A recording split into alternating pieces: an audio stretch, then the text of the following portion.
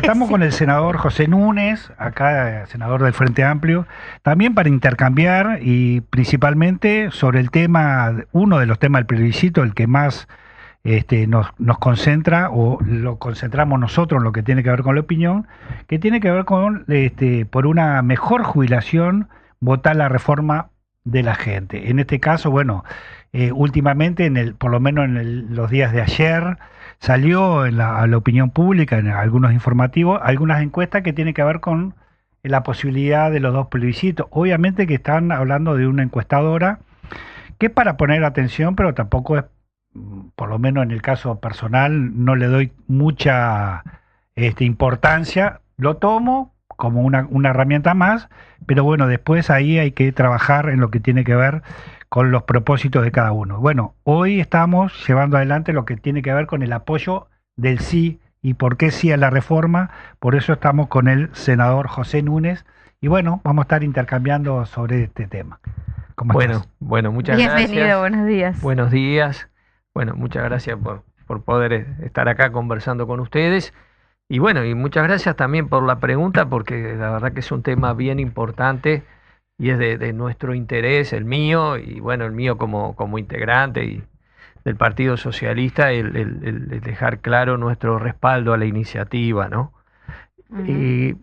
Creo que, vamos a decir, sin estar a explicar cada detalle, partiendo de la base de que la audiencia está más o menos informada, o sea, lo que se plantea es introducir en la Constitución de la República tres principios fundamentales que deberá respetar luego la legislación que establezca cómo se computan y realizan las jubilaciones y las pensiones. O sea que esto no es una reforma, implica reformar el sistema actual, implica desandar el camino de retroceso que supuso la ley de gobierno, pero aprobada la reforma constitucional, el plebiscito, si triunfa el sí, deberá justamente el Parlamento Nacional, y allí por eso es absolutamente compatible con el programa del Frente Amplio, ¿verdad? Sentarse a legislar respetando estos tres principios, que es que nadie perciba por concepto de jubilación o pensión menos de un salario mínimo nacional, que las personas, si al cumplir 60 años de edad, si tienen 30, tengan derecho a jubilarse. Esto no impide que la ley vea casos más beneficiosos, ¿verdad? Que en algunas ramas de la actividad o lo que fuera, o en el futuro pueda decir, no, mire, ahora se van a poder jubilar con 60 y 20 años de trabajo o con 55 años de edad. Eso no está prohibido. Lo que establece un mínimo, si tú tenés 60 años, la ley no podrá sacarte el derecho a jubilarte si tenés 30 de trabajo. Y eliminar el lucro de la seguridad social, ¿verdad? O sea, por ejemplo, nosotros tenemos que en el año 2023 el BPS recaudó para la SAFAP y luego se los transfirió más de 1.400 millones de dólares. El 20% de esos 1.400 millones, o sea, 280 millones de dólares, fueron para los bancos que son los propietarios de la SAFAP, ¿verdad? O sea, digamos que no todo es ganancia, hay parte que son sus costos operativos, lo que fuera, pero en definitiva es una cantidad muy importante, 280 millones de dólares, el 20% de todo lo que se le descuenta a las trabajadoras y los trabajadores para la FAP va para el sector financiero y no va para la jubilación de nadie. Entonces, ¿qué pasa? En cuanto a lo que se pretende alcanzar, diría que naturalmente todo el mundo lo ve bien, ¿verdad? ¿Quién puede estar en contra de estos derechos?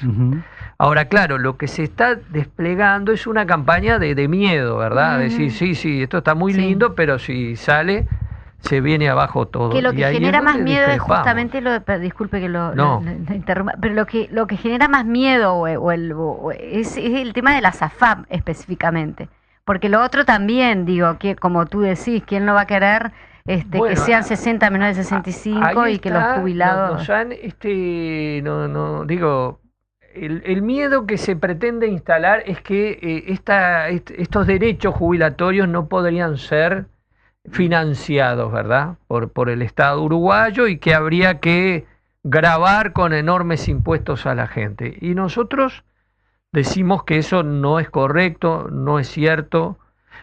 Y vamos al principio, ¿verdad? Al principio es decir, hoy por hoy, el Banco de Previsión Social, como decíamos, recauda 1.400, recauda más, ¿no? Pero 1.400 millones de dólares son para la AFAP. Transfiere a la AFAP. Si se aprueba la reforma, el banco no deberá transferir más esto a la AFAP. Por lo tanto, dispondrá de esos 1.400 millones de dólares para hacerse cargo de sus obligaciones. O sea que, en primer lugar, podría cubrir sin inconvenientes el gasto adicional que supone llevar a las pensiones y jubilaciones que están por debajo del salario mínimo nacional al valor equivalente al salario mínimo nacional, que se estima, allí va variando, pero se estima que estaría por debajo de los 400 millones de dólares anuales. O sea que de los 1.400, digamos que destinaría 400 a eso. Evidentemente, ese aumento de las jubilaciones y las pensiones mínimas va a hacer que alguna gente pueda vivir un poquito mejor, y a su vez ese dinero se va a destinar al gasto cotidiano, ¿verdad? Al almacén, a la recreación, al consumo, y por lo tanto va a promover cierta actividad económica, va a generar empleo, va también a pagar impuestos y por lo tanto va a volver una parte al Estado, digamos, ¿no? Pero además al banco de BPS le van a quedar 1.000, ¿verdad? Porque gastó 400 y todavía le quedan 1.000 para el año, 1.000 millones de dólares. O sea que el Estado uruguayo le tuvo que transferir adicionalmente al BPS en el 2023 casi 500 millones de dólares para que le cerraran los números, para que pudiera pagar todo lo que tiene que pagar, ¿verdad? Así que, como el Banco de Previsión ahora va a tener 1.000 millones más, o sea, de los 1.400 va a tener 1.400, 400 los gasta en este incremento de las jubilaciones y pensiones mínimas, le quedan 1.000, por lo tanto no va a necesitar esa asistencia adicional del Estado. Así que el Estado uruguayo, rentas generales, no va a tener que mandarle 500 millones de dólares. Por lo tanto, va a tener 500 millones de dólares más para destinar, por ejemplo, a la primera infancia, o a la educación, o a las políticas que considere adecuadas para el desarrollo, ¿verdad? Así que lejos de ser una catástrofe y de ahogar al Estado uruguayo, por el contrario, va a liberar al Estado uruguayo, que va a poder disponer de recursos del presupuesto para otras políticas sociales que son necesarias, ¿verdad? ¿Y cómo va a contribuir eso? Porque también, en definitiva, nosotros sabemos que parte de los problemas de violencia que tenemos tienen que ver con la exclusión, las poblaciones vulneradas, la falta de una perspectiva, las debilidades que podemos tener en el sistema educativo para darle cobertura, ¿verdad?, las escuelas de tiempo completo, etcétera. Entonces, las déficits de los programas de alimentación, la situación del sistema carcelario, los enormes déficits que tiene, y cómo quienes se ven privados de libertad a veces por un delito menor, lejos de tener una alternativa de recuperación. Entonces el Estado va a disponer de recursos que va a poder destinar a esas políticas, y que también eso va a revertir en una mejora de la situación general. Y todavía al Banco de Previsión Social le van a quedar 500 millones de dólares más. Entonces, con esos 500 millones, porque le restás 400 para el incremento de las jubilaciones y pensiones mínimas, tenés 500 para tapar para que el Estado no tenga rentas generales que transferirle. Y todavía le quedan 500 que podrá utilizar para mejorar otras prestaciones, o verá el banco cuál es el mejor uso. O sea que el impacto inmediato va a ser sin duda positivo. ¿Qué se dice? Que dentro de 20 años habría un problema, porque claro, como la reforma implica mejorar las jubilaciones, evidentemente se necesita más dinero para pagarlos. Y si el país tiene bajas tasas de crecimiento económico, y si el país no genera empleo, se va a ver afectada la recaudación del Banco de Previsión Social. Entonces, sí, pero ahí te hago un agregado. Bueno, pero para continuar contigo, pero está bien que el Estado debería o se incrementaría. Ahora, Vos estás hablando solo de 1.400 millones que el BPS los tiene y se los transfiere la FAP y quedarían en el BPS. Ahora, si falta plata, quizás no haya que subir ningún impuesto, sino no tener tantas exoneraciones a las empresas. Bueno, pero por eso ahí voy. Entonces, y no subís impuestos. Bueno, por eso ahí voy. Entonces, lo que está claro es que en el corto plazo no hay inconveniente. Al contrario, vamos a tener un superávit en el BPS.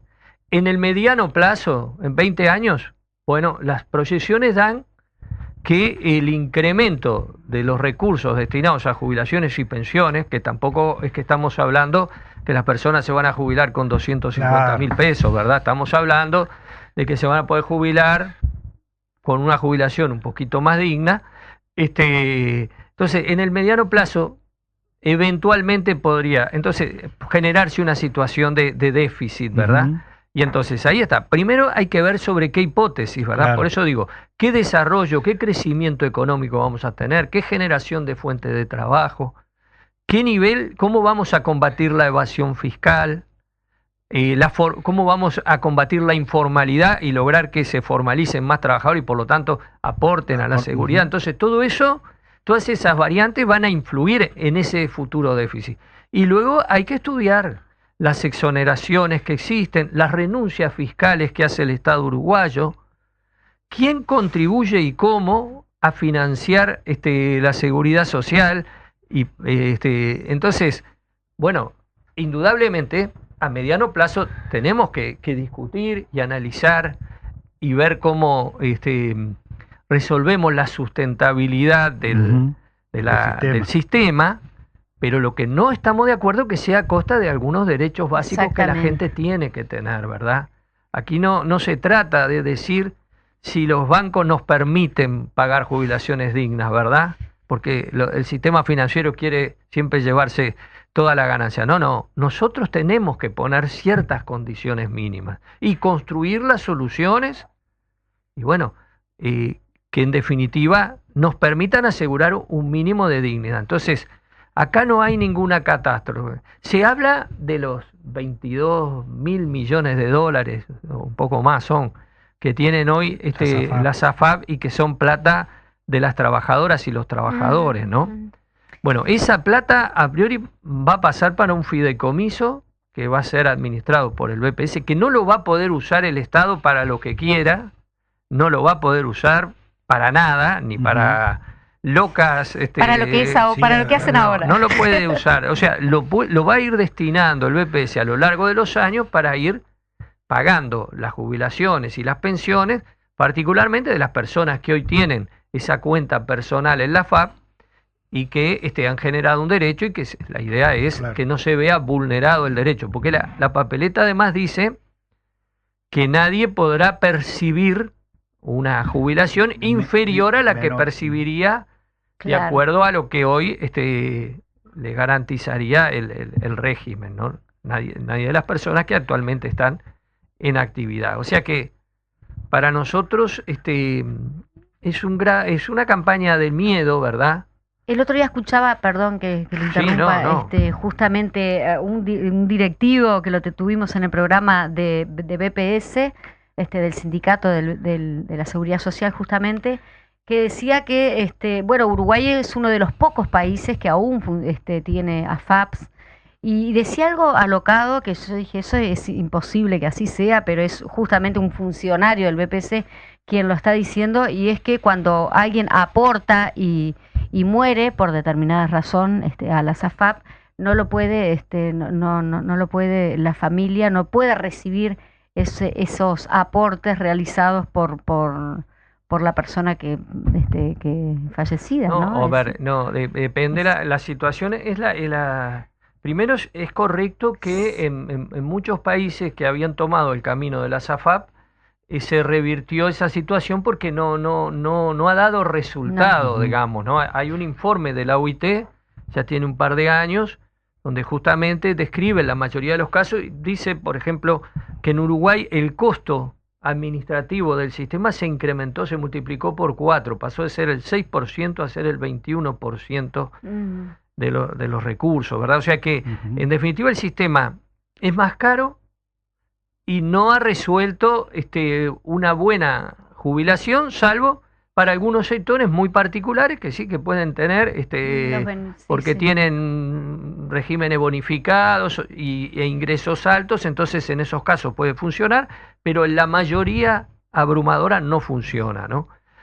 Ahora, esa situación que tú planteabas es como con el engaño a pichanga, ¿no? O sea, es como decir, te pago poco, pero te regalo un boleto del 5 de oro, porque capaz que tenés suerte y sacás el 5 de oro. Sí, por uno que saca el 5 de oro, hay 10.000 que ganan un salario de miseria. Muy buen ejemplo. Sí, claro. Entonces, acá lo que pasa, la ley establece lo siguiente, ¿verdad? La cuenta que está en la FAP, ese registro de los aportes personales, porque la plata está toda junta, ¿verdad? No es que haya un cajón con la plata mía y otro con la plata tuya. La plata está toda junta, pero hay un registro de tus aportes y de lo que vienen acumulándose esos aportes cuando la persona está en actividad, ¿verdad? Cuando la persona todavía no se ha jubilado, si fallece y no genera pensión, o sea, no tiene un viudo o una viuda, o no tiene hijos menores, o discapacitados que tengan derecho a cobrar una pensión, en ese caso los herederos pueden cobran el fondo, ¿verdad? La verdad que los herederos. Los o él. O él, bueno, claro, que tenga, ¿verdad? O sea, fíjate que tú, ponele una persona viuda o soltera, yo qué sé, tiene hijos mayores, o sea, entonces si fallece, la plata que está acumulada en su cuenta personal es heredada por sus hijos. Efectivamente, si se elimina el sistema de la SAFAP, no pasaría. No va a haber esa herencia, ¿verdad? Pero para tener derecho a eso, primero, la persona tiene que no estar jubilada, ¿verdad? O sea, porque yo me jubilo, al otro día me muero, ya no está. Simplemente un accidente. En definitiva, es una circunstancia particular que podríamos decir es beneficiosa, pero es como una apuesta, ¿verdad? Apostamos a que me voy a morir trabajando y que por lo tanto mis herederos van a rellenar el fondo. Cuando el sistema tiene que funcionar, no en esa lógica, tiene que funcionar en la lógica que la persona se jubila y cobra una jubilación digna, ¿no? Entonces, por uno, que podamos decir, no, mira, fulanito falleció y los hijos cobraron unos cuantos mangos y le sirvió, seguramente, sí, cómo no, pero por uno que le funciona el sistema, hay 100, que no, 200 o miles que no le funciona. Y no es el sentido del sistema jubilatorio, o sea, porque el sentido del sistema jubilatorio no es generar un patrimonio para que hereden nuestros hijos, ¿verdad? No. Es asegurar una buena prestación jubilatoria. ¿Qué es lo que realiza justamente el BPS en este caso? Claro. 5 minutitos nos queda, terminado el periodo, porque claro, no queríamos dejar pasar que terminado el periodo ordinario de la legislatura, este martes sesionó por primera vez la comisión permanente. En esa instancia ha quedado usted, senador, como presidente allí, como presidente del Frente Amplio. No sé qué nos podés, digo, para ilustrar un poquito a la audiencia, porque hay como dos temas fundamentales allí para aclarar. Muchas gracias. Sí, el presidente lo elige la propia comisión y tiene que ser un senador del partido mayoritario, que es el Frente Amplio. Bueno, las compañeras y los compañeros me propusieron a mí. La comisión permanente va a funcionar cuando hay receso parlamentario y aquí hay receso a partir del 15 de septiembre hasta el 15 de febrero, que va a asumir el nuevo Parlamento electo. Las competencias son acotadas, son básicamente 3 cosas, ¿verdad? Uno, votar las venias, las autorizaciones que solicita el Poder Ejecutivo para hacer algunos nombramientos, embajadores, por ejemplo, para ascensos de militares y policías a los grados superiores, esa venia del Senado, para destituir funcionarios públicos, para nombrar fiscales, por ejemplo. Ese tipo de decisiones requieren venia del Senado. Como el Senado está de receso, es la comisión permanente la que otorga esa venia. Exacto. Lo otro que es una competencia es autorizar al presidente a salir del país. El presidente no puede salir más de 48 horas sin autorización del Senado del país. Bueno, como el Senado está de receso, se delega en la comisión permanente. Y lo tercero que puede hacer la comisión permanente es convocar, ejerce la función de contralor del Poder Ejecutivo, o sea que podríamos interpelar a un ministro o llamarlo en régimen de comisión general, ¿verdad?, a rendir cuentas por algún hecho. Esas son las tres funciones específicas. Por ejemplo, ahora hemos recibido un pedido de reunión por parte de AEBU en función del conflicto que está planteado por la actitud, yo diría, antiobrera del Banco Santander. Bueno, podemos ahí veremos cómo abordamos eso. Ahora, si lo que se quiere es aprobar una ley, hay que convocar a las cámaras, ¿verdad? Hay que hacer una sesión extraordinaria de la Cámara de Senadores, de la Cámara de Diputados, que ahí no es la comisión permanente la que debe hacerlo, ¿no? Eso es la presidenta de la respectiva Cámara, ¿verdad? Bueno, la que tiene que proceder a convocar la sesión. Hay todo un mecanismo, pero no es un tema menor la responsabilidad que tienen desde el 15 de septiembre hasta el 1 de octubre, justamente llevar adelante todas estas tres actividades que decís, no son menores. No es menor, sobre todo lo que tendría que ver, bueno, los nombramientos son importantes, pero la tarea de contralor del Poder Ejecutivo es una gran responsabilidad que se ha visto quizás un tanto distorsionado, no digo que sea solamente en este gobierno, capaz que porque funcionan un poco las mayorías regimentadas, oficialistas, y claro que a veces uno ve, estamos en la oposición ahora, que bancan cualquier cosa, digamos, por solidaridad política, ¿verdad? Y entonces eso desnaturaliza un poco la tarea de contralor del Parlamento. Ojalá podamos tener una actitud más de independencia, de poder, y sin perjuicio de compartir las orientaciones, censurar hechos, ¿no? Claro. Nosotros vivimos un hecho penoso, por decir, ahora la última interpelación que se hizo al ministro de Desarrollo Social con el INAU, por la tragedia que ocurrió en Rivera, el fallecimiento de una menor.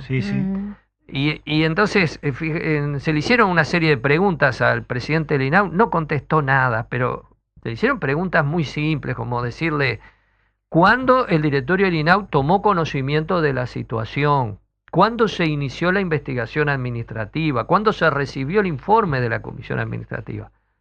De la investigación administrativa sobre el hecho que había ocurrido en el hogar de Rivera.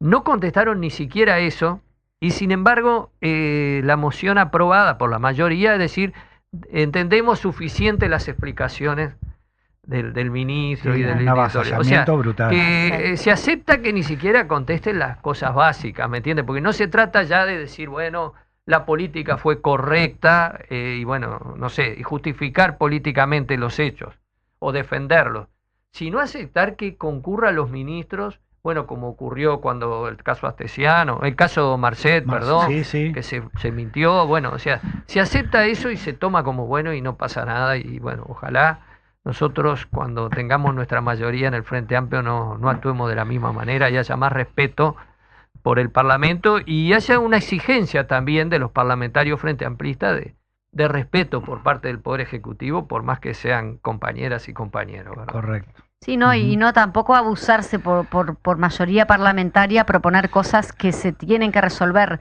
de forma como casi inmediata y urgente, y no son así porque no tienen ni siquiera la visión de la gente, ¿no? Que es realmente la que después va a recibir. Bueno, tú fíjate lo que pasó con la famosa ley de medios, ¿verdad? La ley que se aprobó en el Senado sin haber sido tratada por la comisión. No fue tratada por la comisión correspondiente. Se aprobó sobre tablas una ley que tiene 97 artículos y que trata sobre el derecho, sobre la democracia, sobre la libertad de formación, sobre un negocio de cientos de millones de dólares, exoneraciones brutales que se les de hacen. Las empresas, ¿no? Entonces todo eso se votó como por un tubo, y la ley, por ejemplo, de eutanasia, que fue considerada durante 8 meses, no sé, 6 meses en la comisión, se recibieron más de 15 delegaciones, se postergó su consideración porque se requería más tratamiento en comisión, ¿no? O sea, y muchas otras cosas más. Estamos ya bien, justito a las 12 y estamos despidiendo al senador, y muchísimas gracias. Hoy le tocó la Fénix, estuvo todo el día en la Fénix, como quien dice. Para mí es un honor y un gusto estar por acá. Bueno, muchísimas gracias. Gracias. De parte nuestra también un saludo al senador, y suerte, que más que suerte para octubre. Bueno, cómo no. Gracias.